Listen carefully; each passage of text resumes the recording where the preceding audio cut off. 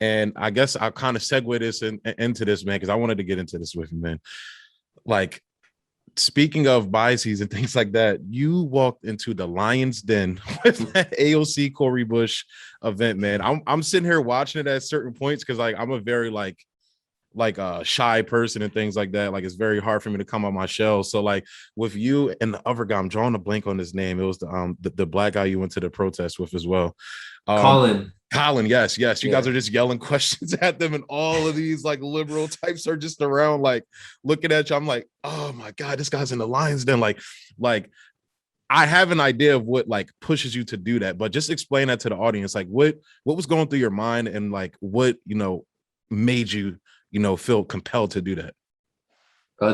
I am also a shy person, but for me, telling people what's actually true is like that urge that I feel of saying something is wrong is a lot stronger than me being afraid to say anything at all. It's just always been like that. Like people may call it like, oh, like I say things like for shock value, like at the family table, right?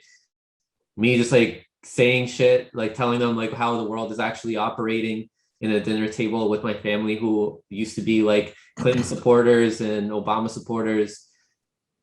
I just was always kind of like that. I've never been in a situation where I'm in a huge crowd of people like that, and then me having to say that. It is a scarier situation to be in.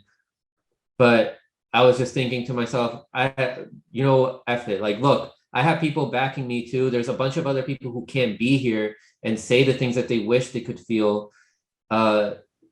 People knowing the truth is more important than whatever ramifications I could feel from the crowd. And at the end of the day, like you said, like who cares, right? So Exactly. I called them out. I told them, what are you? It sounds like you guys are just kicking that. This isn't exactly what I said, but it is kicking the can down the road. What about will people's rents be forgiven with the extension of the eviction moratorium? Right? Yeah, They couldn't even exactly. answer that.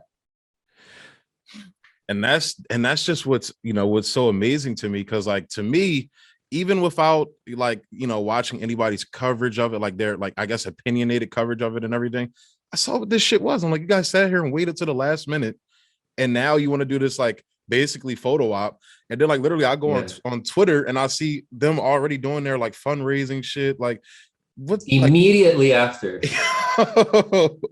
declaring victory, and then like literally like a couple, and I myself, just going back to what you were talking about before, I've been going through a little bit of things myself, so I kind of been distanced from following the political scope and everything, like very similar to what you just described for yourself as well. So but from what I have been following, like it just seems like it just seems like the everyday like run of the mill things that's going on, and that's where it's just like that's kind of like my political journey as well, when I like started getting more into the leftism and like following the politicians. When I used to believe politicians was going to be our, like, I guess salvation, in a sense that may be too extreme of a word, but I thought like, if we put all of our energy behind these people, like those people that were, that were at that protest with you, like we have to put our people, put our energy behind these people, even people like Adam Schiff, apparently, Yeah. like the young lady that went off on Max Blumenthal or Yeah. whatever. Like, It should be the other way around. yeah, Right? They should exactly. be garnering our support.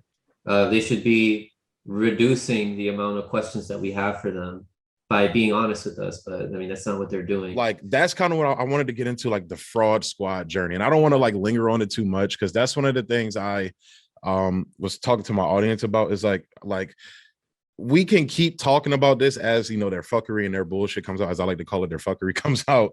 But it's like now we need, like, that's what I love about your channel as well too. You have a solutions panel. You feel me? You point out all of the bullshit, but you sit down and with real people as well, and you have a solutions panel that I really like fuck with. But just to get into this real quick, like at what point, because you kind of alluded to it a little bit, at what point did you notice like the bullshit with like a Bernie, with like an AOC, Ilhan, whoever it was?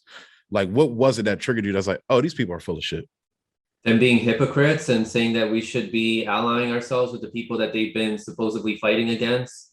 Like Bernie Sanders allying himself with Biden in 2020. With in 2016, I could understand it. at the time. I was like, okay, he's shooting for that 2020 run, and he might alienate some people away. But in 2020, like, come on, bro, what are you doing? Like, we're running out of time, and you're gonna be campaigning for this guy, like Joe Biden, author of the crime bill, who played a key role in so much of the destruction that we've had with our foreign policy. Same thing with AOC and everybody else in the squad. What was really opening my eyes about the squad is how they weren't standing in solidarity with Tulsi at the time. Yeah, I think what turned me off from like Tulsi aside, because that's actually why for the reason I'm about to explain why I kind of like liked her more.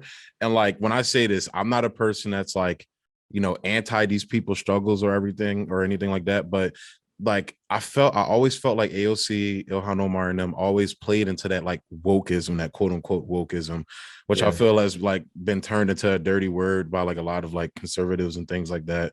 But and I don't have an issue with conservatives as well. But the fact of the matter is, like, you know, like for example, you know, when you and Colin and Max went out there and like we're asking AOC legit questions because she's a politician who's supposed to take questions.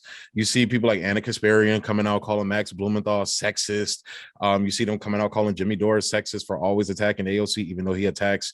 I would say he like attacked Bernie way harder. He's called him, you know, a pussy and a cuck, like live on his show. I think it's kind of attacking him harder, but like, and that's like they weaponize these things, and like honestly, like me as a, you know, as a black dude, seeing that type of shit, that annoys me a lot because it's like, you know, you're using struggles, you know, like mine, you're using struggles like the trans struggle or the LGBTQ struggle and weaponizing it in the same way, as you said earlier, as the people you're supposed to oppose. Like to me, in the same way, like Hillary Clinton weaponizing sexism against Bernie, to me, was the same way they were weaponizing that against you guys for going out there asking them legit questions. Like, it's not sexist to ask AOC a question that has to do with her not doing her goddamn job, which a lot of these people that are questioning her now, like Jimmy Dore, helped get her elected.